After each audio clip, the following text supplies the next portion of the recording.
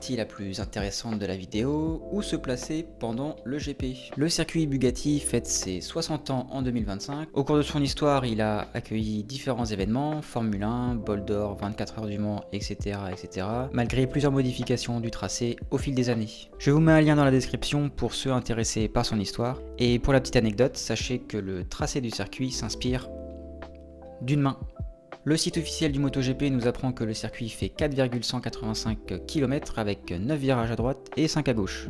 Le record de la piste en MotoGP est détenu par un certain Marc Marquez en 1 minute 29 855, établi le 9 mai 2025, c'est-à-dire le jour de cet enregistrement, ce qui donne une vitesse moyenne de 167 km/h. Ça fait beaucoup là, non? Allez, maintenant je vous détaille les meilleurs spots pour profiter du circuit et de votre week-end.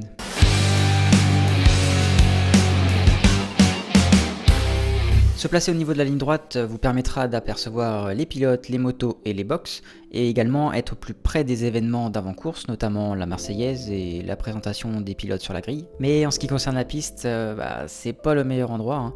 C'est une ligne droite. Alors certes, sur plus de 600 mètres, vous allez voir des motos à 320 km/h, ce qui est quand même assez impressionnant. Mais bon, les dépassements ne sont pas aussi exceptionnels que pendant un virage, et on est un petit peu loin pour apercevoir la Dunlop et les virages qui s'en suivent. Par contre, point positif, il y a quand même 4 tribunes accessibles au public gratuitement avec un billet enceinte générale. Donc elles sont situées au tout début de la ligne droite, comme ça vous pourrez voir le virage du raccordement. Par contre, faudra venir quand même très tôt pour espérer avoir une place. Sinon, faudra être debout dans la ligne droite, pas l'idéal, surtout en plein cagnard quand on a un beau temps. Faudra prévoir le parasol quand même, mais bon, c'est mieux que rien.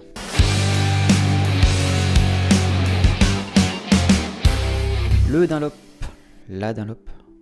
Je ne sais pas. Sans doute le virage le plus connu du circuit. Vous avez premièrement la courbe Dunlop, c'est la montée après la ligne droite, et ensuite la chicane Dunlop, l'espèce de S où il y a généralement beaucoup de dépassements. Donc ici vous aurez un enchaînement gauche-droite assez impressionnant où les pilotes arrivent après les 320 km/h de la ligne droite à environ 100 km/h au niveau de la courbe Dunlop, et vous verrez beaucoup de dépassements comme je l'ai dit tout à l'heure, et notamment en début de course parce que les pilotes sont encore groupés, des pilotes qui sont obligés de couper le virage pour ne pas se faire percuter, et malheureusement aussi vous verrez des chutes, mais bon, ça fait partie du sport. Côté technique, je vais citer notre Johan Zarco national qui nous dit la chose suivante: soit tu freines plus tôt dans la Dunlop et tu réaccélères avant la chicane, soit tu rentres plus fort et tu décélères jusqu'au moment où tu prends les freins.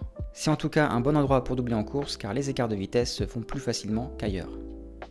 Voilà, le boss a parlé. Concernant le placement, les deux côtés du circuit sont accessibles. Si vous vous mettez à l'intérieur du circuit, vous serez au plus près des motos et notamment la sortie des box. C'est, je pense, la solution à privilégier pour les essais. Mais pour les courses, je vous conseille plutôt de vous placer côté tribune Dunlop. Vous aurez accès à l'écran géant, ce qui est quand même mieux pour suivre la course. Alors certes, le seul défaut, c'est qu'on va être un peu plus loin de la piste, mais parfois, on va voir des choses intéressantes. Merci Zarco.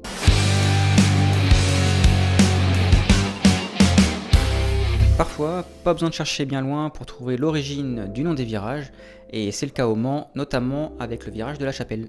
Depuis 1932, 3 chapelles se sont succédées sur le circuit. Malheureusement, la Seconde Guerre mondiale et des travaux de réaménagement du circuit auront eu raison des 2 premières, mais vous avez la version actuelle, construite depuis 2011, et qui est située juste à côté de la tribune du même nom. Donc si vous souhaitez prier le Saint-Rossi, vous savez où aller. Côté piste, c'est un endroit assez impressionnant quand même. Les pilotes arrivent très vite sortis de la Dunlop en descente en plus. Ils se déportent côté gauche et doivent repiquer à droite pour prendre le virage.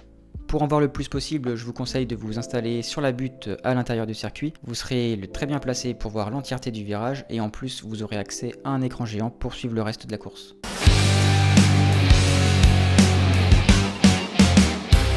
Avant d'être installé près de l'entrée principale du circuit, le musée des 24 heures se trouvait près de ce virage de 1961 à 1991. Aujourd'hui, ce virage est un des meilleurs spots pour apprécier la technique des pilotes. Ils réaccélèrent à environ 220 km/h après la Chapelle, redescendent en deuxième à 90 pour prendre le virage, puis réaccélèrent fort jusqu'au garage vert.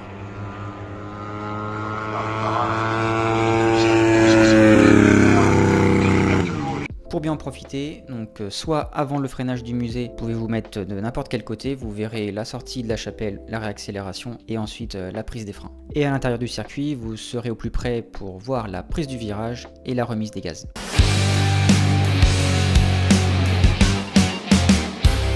En 1955, le pétrolier BP, dont la couleur est le vert, installa à proximité du circuit un garage vert. Le freinage pour prendre ce virage se fait sur 200 mètres où les pilotes passent de 250 km/h à 70 et prennent ensuite le double droite assez technique où beaucoup de dépassements ont lieu.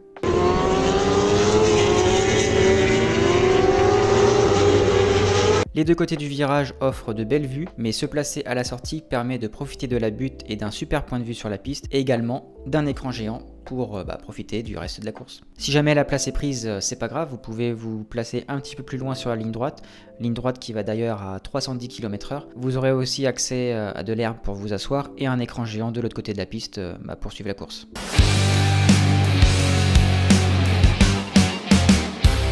Le nom chemin aux bœufs vient d'une vieille route utilisée par les marchands de bestiaux du Poitou et de Vendée qui passaient par là pour rejoindre Paris. Aujourd'hui, les bestiaux s'appellent MotoGP, pèsent 160 kg et prennent cette chicane à 100 km/h.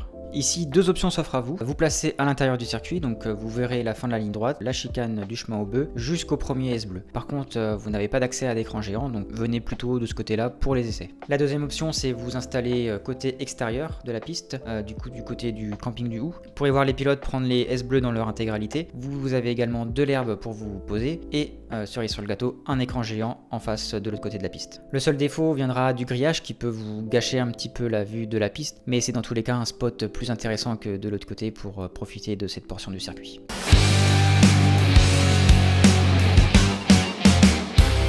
Les S bleus. S ou S?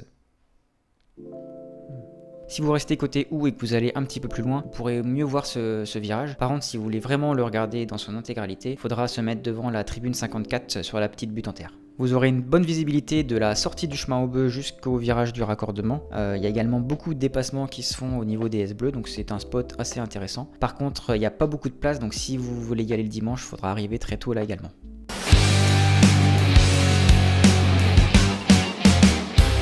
Le virage du raccordement, pourquoi ce nom? Tout simplement parce que c'est ce virage-là qui relie le circuit à celui des 24 heures du Mans. Ce virage est un double droite, donc il est pris assez large par les pilotes, et c'est une des dernières chances pour eux de dépasser avant la fin du tour. Pour voir ce virage, il faudra se placer devant la tribune numéro 30. En plus de ça, vous aurez accès à un écran géant en face. Cependant, il faut savoir qu'il y a du grillage, que c'est une zone en bitume et où il y a beaucoup de passages, donc c'est pas vraiment le meilleur spot pour le samedi et le dimanche. Par contre, pour les essais du vendredi, n'hésitez pas.